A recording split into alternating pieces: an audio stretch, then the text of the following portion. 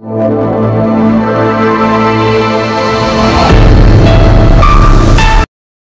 my lovely friends. I am Mahesh. This is Fintrix Beach.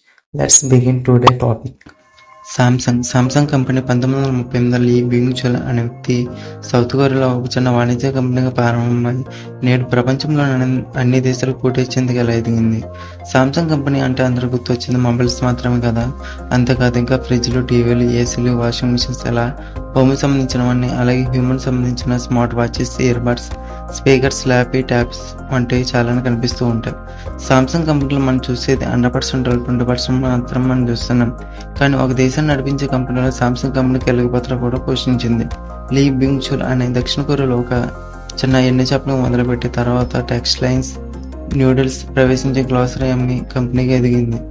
అయితే అన్నీ బాగానే నడిచే సమయంలో 1950లో నార్త్ కొరియాకి అలాగే సౌత్ కొరియాకి వార్ స్టార్ట్ అయింది. ఆ యుద్ధం వల్ల సౌత్ కొరియా ఎకనామీ చాలా నాశనం అయింది. అయితే యుద్ధం కారణంగా సౌత్ కొరియాలో గవర్నమెంట్, అప్పటి నాయకులు దేశాన్ని కొత్తగా ఆర్థికంగా డెవలప్ చేయడానికి ఒక కొత్త పద్ధతిని ఫాలో అయ్యారు. అప్పటికి ఉన్న పెద్ద కంపెనీలకి హెల్ప్ చేస్తే అవి ఫాస్ట్గా గ్రో అవుతాయి. దానివల్ల ఎంప్లాయ్మెంట్, ఎక్స్పోర్ట్స్ వంటివి పెరుగుతుంది. టోటల్గా దేశంలో ఎకనామీ కూడా పెరుగుతుంది. అప్పటికి సౌత్ కొరియాలో ఉన్న పెద్ద కంపెనీలు వంటి సామ్సంగ్, హోండా, ఎస్కే, ఎల్జీ పర్మిషన్లు ఇవ్వడంతో పాటు వాటికి కావాల్సిన లోన్స్ ఇవ్వడం, ట్యాక్స్లు వంటివి తగ్గించి ఇలా గవర్నమెంట్ ఫుల్ సపోర్ట్గా మారింది. ఈ కారణంగా Samsung company fertilizers, oils, refiners, insurance బిజినెస్లోకి ఎంటర్ అయింది. ఇప్పటికే ఉన్న సౌత్ కొరియాలో అతిపెద్ద ఇన్సూరెన్స్ కంపెనీ సామ్సంగ్ కంపెనీని. సామ్సంగ్ కంపెనీ 1969లో తీసుకునే వల్ల అదే సామ్సంగ్ కంపెనీకి టర్నింగ్ పాయింట్ అయింది. సామ్సంగ్ అదేమిటంటే ఎలక్ట్రానిక్స్ రంగంలోకి అడుగుపెట్టింది. 1970లో మొదటిసారిగా 12 ఇంచెస్ బ్లాక్ అండ్ వైట్ టీవీని రిలీజ్ చేసింది. అది చాలా పెద్ద సక్సెస్ అయింది. ఎంత సక్సెస్ అంటే దాదాపు 10 సంవత్సరాలు గడిచేసరికి వరల్డ్లోనే అతిపెద్ద టీవీ మ్యానుఫ్యాక్చరింగ్ కంపెనీగా ఎదిగింది. ఇలా వచ్చిన సక్సెస్తో మిగిలిన ఎలక్ట్రానిక్స్, హోమ్స్ అప్లికేషన్స్ తయారు చేయడం మొదలుపెట్టింది. 1970లో మైక్రో ఓవెన్, 1980లో ఎయిర్ కండిషనర్స్, 1981లో కలర్ టీవీలు, 1983లో పర్సనల్ కంప్యూటర్స్, క్యాండిల్స్ వంటి వాషింగ్ మిషన్స్, రిఫ్రిజరేటర్స్ ఇలా అన్నిటికీ ఎక్స్పాండ్ అయ్యింది. అయితే ఇలా ఎలక్ట్రానిక్స్ ప్రొడక్ట్స్ని తయారు చేయాలంటే దాదాపు ప్రతి వాటిలో ఎలక్ట్రానిక్స్ చిప్స్ని, సెక్యూరిటీ బోర్డ్స్ అవసరం అవుతాయని 1980లో సామ్సంగ్ కంపెనీ సెమీ కండక్టర్లోకి ప్రవేశించి కొరియా సెమీ కండక్టర్ కంపెనీ కొనుగోలు చేసింది. ఈ కొనుగోలు ద్వారా సామ్సంగ్ కంపెనీ చిప్పుల తయారీ రంగంలో బలమైన పునాది వేసుకుంది. సామ్సంగ్ కంపెనీకి ఉన్న చిప్పుల ద్వారా యాపిల్ కంపెనీల వంటి ఫస్ట్ జనరేషన్ ఐఫోన్లో యాపిల్ డిజైనర్స్లో సామ్సంగ్ చిప్ని, ప్రొసెసర్లను యూజ్ చేసింది. అలాగే ముందు చెప్పుకున్న ఆ కంపెనీ కొరియా ద్వారా సామ్సంగ్ టెలికమ్యూనికేషన్లోకి, తర్వాత మొబైల్స్ ఫోన్ మ్యానుఫ్యాక్చరింగ్ బిజినెస్లోకి ఎంటర్ అయ్యి 2 ఏళ్ల పాటు స్టార్ట్ చేసి 1988లో Samsung company SH400 mobile launch చేసింది. ఇది అంతగా సక్సెస్ అవ్వలేదు. చాలా కాలం వరకు రకరకాల మొబైల్స్ని రిలీజ్ చేసింది. వాటిలో కొన్ని మాత్రం సక్సెస్ అయ్యి మరికొన్ని ఫెయిల్ అయ్యాయి. చాలా సార్లు సామ్సంగ్ కంపెనీని మొబైల్ మ్యానుఫ్యాక్చరింగ్ షిప్స్ని క్లోజ్ చేసేద్దాం అనుకుందంట. కానీ పోటీ నుంచి తట్టుకొని నిలబడ్డారు.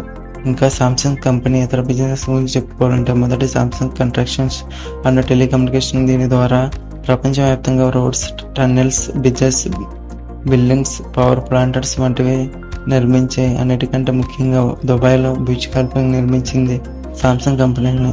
దీనికన్నా ముందు ప్రపంచంలో అతిపెద్ద బిల్డింగ్స్ పేరున్న తైవాన్లో టాయ్ పై 101, అలాగే మలేషియాలో ఫేమస్ బిల్డింగ్ అయిన పెట్రోనాస్ టవర్స్ నిర్మించింది కూడా సామ్సంగ్ కంపెనీనే. వీటి నిర్మాణంతో సామ్సంగ్ కంపెనీ మంచి గుర్తింపు వచ్చింది. సామ్సంగ్ కంపెనీ హెవీ ఇండస్ట్రీలో ఈ బిజినెస్ కారణంగా సామ్సంగ్ అతిపెద్ద చిప్లను కూడా తయారు చేసింది. ముఖ్యంగా డ్రిల్ షిప్స్లోకి నిర్మించింది. ప్రపంచంలో అతిపెద్ద డ్రిల్ షిప్స్ని తయారు చేసే కంపెనీలో సామ్సంగ్ కంపెనీ ఒకటి. దానికి కారణం సామ్సంగ్ కంపెనీ ఏ కొత్త టెక్నాలజీ వచ్చినా దానిలో ఇన్వెస్ట్ చేస్తుంది. ఉదాహరణకు సామ్సంగ్ కంపెనీలో ఉన్న ఎలక్ట్రానిక్స్ బిజినెస్ తీసుకుందాం. 2020లో research and development $21 billion use చేసి డాలర్ని ఖర్చు చేసింది.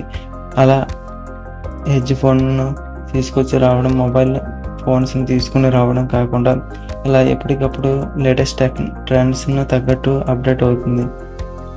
ఇప్పుడు సామ్సంగ్ కంపెనీ స్మార్ట్ ఫోన్ రంగంలో పోటీగా నిలిచింది. అంతేకాదు యాపిల్, హెచ్టీసీ, నోకియా, సోనీ వంటి పెద్ద పెద్ద కంపెనీలు వంటి కూడా వాటిలో వాడే చిప్స్ను సామ్సంగ్ చిప్స్ మీదనే ఆధారపడి ఉంటాయి. సామ్సంగ్ ఫౌండేషన్ ద్వారా యూనివర్సిటీలు, హాస్పిటల్స్, మెడికల్స్, హెల్త్ కేర్స్ వంటి సామ్సంగ్ కంపెనీయే రన్ చేస్తుంది. ఈ జర్నీ అంతా బాగానే నడిచింది. కానీ కొన్ని కారణాలు కూడా సామ్సంగ్ కంపెనీ కాంట్రవర్సీలు కూడా జరగనున్నాయి.